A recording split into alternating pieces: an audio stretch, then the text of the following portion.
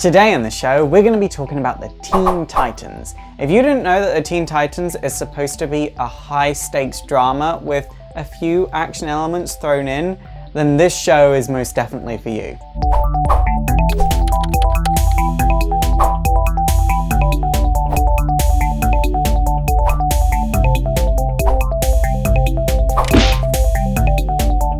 So the Teen Titans first came about in The Brave and the Bold number 54 in 1964, where Dick Grayson as Robin, Wally West as Kid Flash, and Gar as Aqualad would all team up to defeat Mr. Twister. 1 year later, these three would team up again, this time joined by Donna Troy as Wonder Girl, and this is the first time they would use the name the Teen Titans. Shortly following this, they would get their own title after a feature in Showcase. So Teen Titans number 1 started in 1966, and a big thing amongst youth culture back then was actually groups of 4. A good example of this being the Beatles. So DC wanted the Teen Titans to appeal to youth culture, so they made the Teen Titans a group of 4. They would never expand beyond 4 members, and in fact, when Speedy, Green Arrow's sidekick, wanted to join the Titans, they actually wrote Aqualad out of the series so Speedy could join them, keeping the group at 4 members. The series did try pushing the boundaries, like including one of the first ever African-American superheroes to star in a story that was all about them. But this story was rejected. But it's also worth saying that this series is one of the many times Donna Troy got a new origin. The series originally started out with just these 4 kids having fun, sort of being junior heroes, to like a high-stakes teenage drama to a young adult drama, seeing these kids deal with things like racial tension, the Vietnam War, and even corporate protests. The series ran for 43 issues and was cancelled in 1973, and it would later be picked back up. Issue number 44 would come about in 1976 and would introduce Bumblebee, a African-American superheroine. So not only was Bumblebee great for racial representation in comics at that time, she was also great for black women in comics. She's actually one of the first ever black female superheroes that I can think of. The series would be cancelled after issue number 53, more due to storyline than due to sales. You see, these kids felt like they had outgrown the Teen Titans and wanted to go and find themselves, and that's exactly what they did. Without saying a word, the final panel of the Teen Titans is them literally walking their separate ways. Years and years would pass, then in the 1980s something new would come about, specifically the new Teen Titans. So this series caused a huge change in comics as a whole. Not only did it affect the legacy of the Teen Titans in DC's history, making them a pillar in DC, but they also affected comics and how they were written as a whole, specifically teen books. And this is all thanks to the genius that is Marv Wolfman and George Perez. So when this team first came about, they consisted of Dick Grayson as Robin, Donna Troy as Wonder Girl, Wally West as Kid Flash, and it introduced us to Starfire, also known as Koriand'r, Cyborg, and the mysterious, mystical empath Raven. And it also reintroduced us to Beast Boy, who is now going by Changeling, from the Doom Patrol, and he was a crazy obscure character by this point. It was originally Raven that formed this group of Teen Titans, since she used her powers to try and figure out who in the world would be able to help her defeat her father, because the Justice League had rejected her due to her demonic blood. And it turned out that it was this group of teenagers that could defeat her father. This series actually introduced us to the Titans writing style, which stuck to this day, making it more of a drama with a few action elements thrown in here and there. And it also introduced us to something that's very, very iconic for all Teen Titans fans, the Titans Tower. When I say this book was a drama, I literally mean it was a drama. While these characters were superheroes, that was never the focus. It was all about the characters' love lives and their emotions and their interactions with one another and character chemistry. And yeah, the superhero stuff was there and they were captured and fought villains. Those fights were always about how they affected the characters and not about saving the day. Being a hero always came second in this series, which is why DC decided to make it so distant from the Justice League, which is also why Dick Grayson stopped being Robin in terms of an editorial standpoint, because DC didn't want him as Robin anymore. They just kind of saw him as useless in that role when he was in this amazing drama book that was selling amazingly well by that point. It was the #1 comic in the world, so it made no sense to make him go back to Batman as Robin when they could just keep him in the Teen Titans where he was much preferred. So if any of you were ever wondering, yeah, that's why Dick Grayson became Nightwing, because it made sense for him to be away from Batman in a best-selling book than with Batman in a book that was kind of doing okay but not amazingly at that time.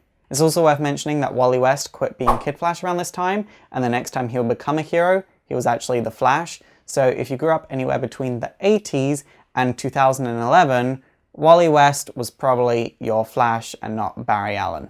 I'm just throwing that out there to all of you Wally West fans that think he was only ever Kid Flash. I can't stress this enough, how well this comic was received and how much it caused a revolution in terms of how comics were written. You see, teen books before this always had these campy, pulpy teen superhero adventures, and this one just focused on 1 or 2 characters per storyline and the drama between these 1 or 2 characters and how everything affected them and their relationships with each other.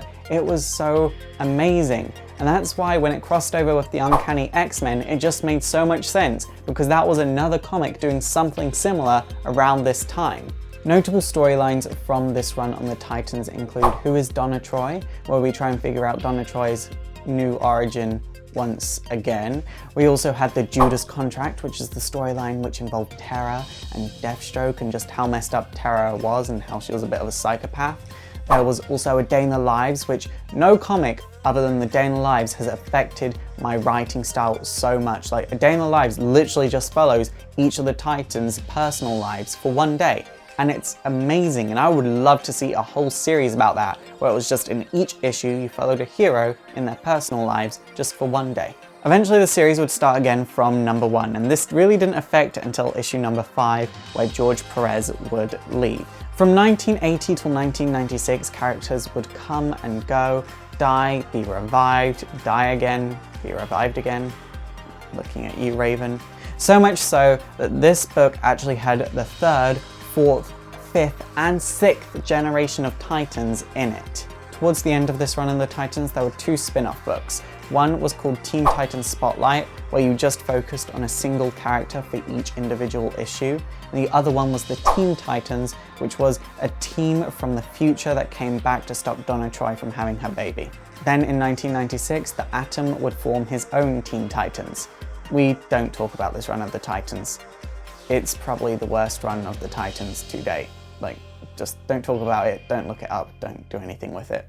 It was really bad. In 1998, a group of 13 to 16-year-old heroes would form their own team called Young Justice. Now, typically before this, the Teen Titans only admitted heroes that were 16 to 25 years of age. In 1999, there would be a new team of Titans simply titled Titans, and these 2 teams never crossed over until an event called Graduation Day, which saw the death of Donna Troy. This death affected all the characters so much that Young Justice and the Titans would split up and would become 2 new teams, the Outsiders and the Teen Titans. Starfire and Beast Boy found Donna Troy's death so traumatic, so hard to deal with, that they realized that the kids in Young Justice, who were about 14, 15, and 16 by this point, probably couldn't deal with this at all and had a lot of emotions that they just had no place to put. So they decided to start a weekends-only Teen Titans in Training program for these kids. Also, for those of you that are wondering, Raven at this point was dead, and then she'd rejoin the team in issue #12. So that's the thing. This is probably my favourite run of the Titans. If I'm being critical, it's definitely not the best run, but I absolutely love Jeff Johns' writing on it, and he stayed with this book until issue #45, which is a crazy long time. It's revealed that there is a missing year. There was a giant gap here, and the book would pick up in something called 1 Year Later, which affected the whole of the DC universe. During this missing year, Titans would come and go, but they wouldn't have a leader, and as a result, they weren't able to work together. So after 1 year later, it was up to Tim Drake, Kid Devil, and Ravager to rebuild the team. The standout thing from this run that no one expected to be done again was that these characters were kind of young when it started, and they aged to about 16 to 18 to early 20s during its run. But once again, the cast was diverse and unique and well written, and it focused on individual characters per issue rather than trying to focus on every single character and us getting lost in all of the characters' emotions. We could just see how one character was feeling.